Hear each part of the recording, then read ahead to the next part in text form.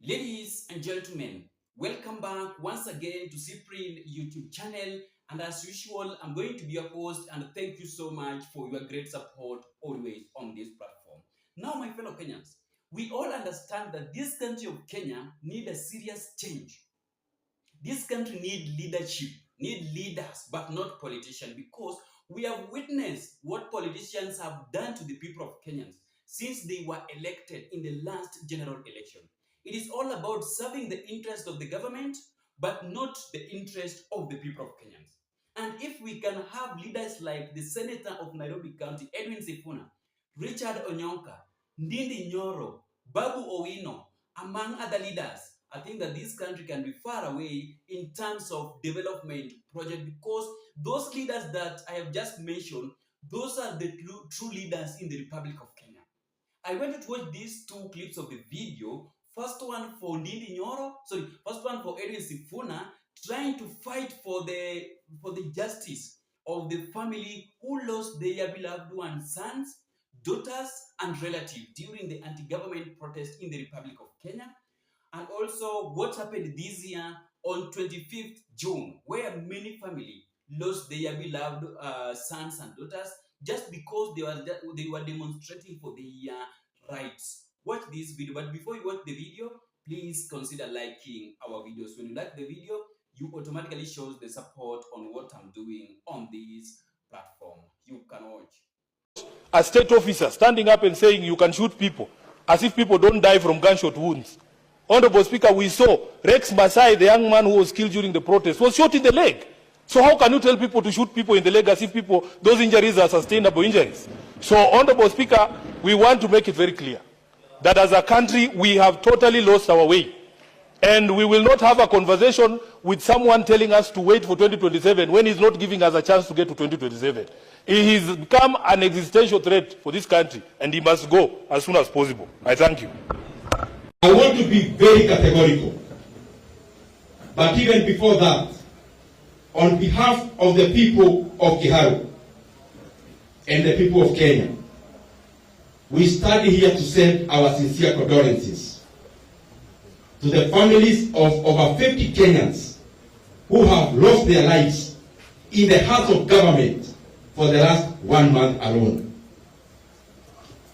Kwa hizo familia zote tunasema poleni sana kwa kupoteza wapendwa wetu kwa njia ya watu ambao wanafaa kutulinda, ndio wenyewe wamesababisha hayo maneno.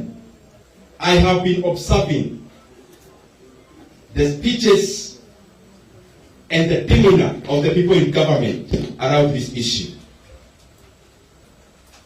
Whatever happened on Monday, the government must bear all the responsibility for all the businesses banned and all the rights lost. Na niko na maswali kidogo kwa watu ya serikali. Namba moja, was there intelligence that there was mayhem to be meted upon the people of Kenya? If there was no intelligence, I want to remind them, taxpayers in Kenya are giving government 50 billion Kenya shillings for intelligence gathering alone. And therefore, kama serikali haikujua kulikuwa na mambo kama hayo, then they have no business calling themselves government. Kama mlijua intelligence ilionyesha, kwa nini mambo ilifika hapo? The government of Kenya spent over 200 billion Kenya shillings on internal security alone. Kama niliondoa defense. If the government cannot protect the lives and the property of the people of Kenya, while we give them 200 billion Kenya shillings to do that work, then kazi yenu ni gani? I have heard the governor of Kajiado confessing the people who meted mayhem in the towns in Kajiado County are not locals. The people of Nakuru, they are very eloquent on the fact that wale watu walichoma Nakuru sio watu wa Nakuru. Pale Kirinyaga, wale watu walifanya hizo jambo sio watu wa Kirinyaga. Hapa Murang'a tunajuana karibu sisi wote, hapa Murang'a town. Wale watu walifanya hizo maneno sio watu wa Murang'a. The government is squarely responsible for either omission or commission. Na mwanza kupea Wakenya tu story mingi kila wakati. We can see through the lies. We can see through, and we know for sure either the government was involved or it abetted those crimes and criminalities. Siku ya Monday ni serikali peke yake ilikuwa inalinda mabarabara zetu zote. Kama ni serikali ililinda mabarabara, wale walipita kuchoma mali ya watu, walipita wapi? Walipita wapi?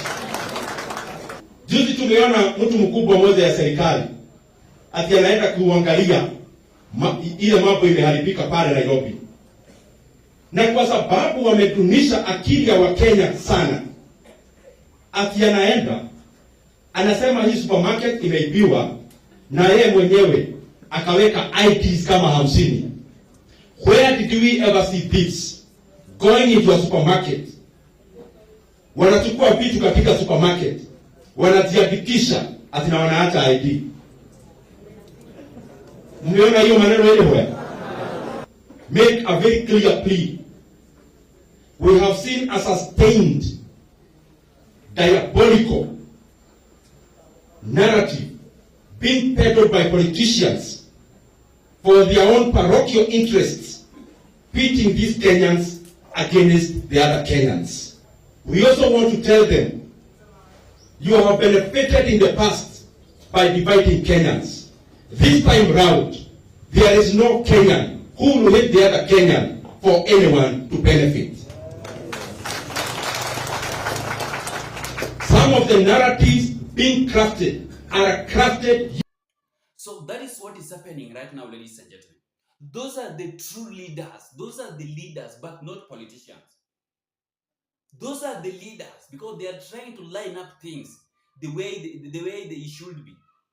Because many leaders in the Republic of Kenya have forget about the reason why they were elected.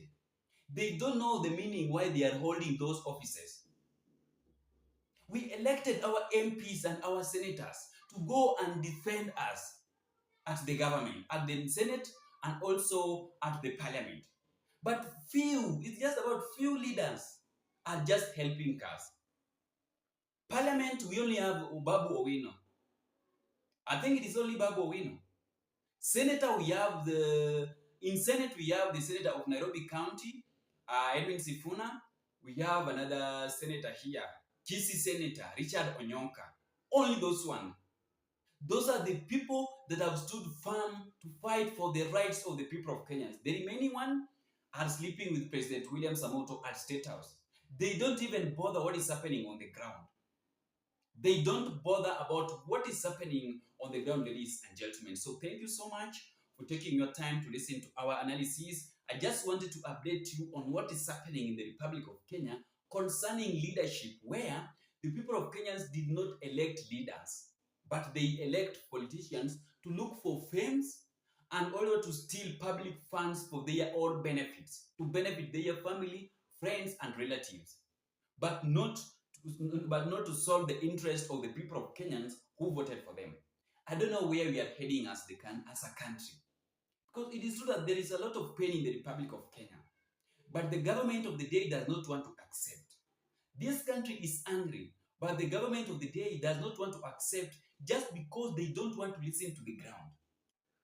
Just because they don't want to listen to what Kenyans are trying to speak up. Hawataki kusikia. It is true. They don't want, and that is where problem is now coming in. Because they don't want to listen to what Kenyans are telling them. Yet, we are the people that are passing through a lot this regime of President William Samoei. So thank you so much, ladies and gentlemen, and may God bless you. See you in the next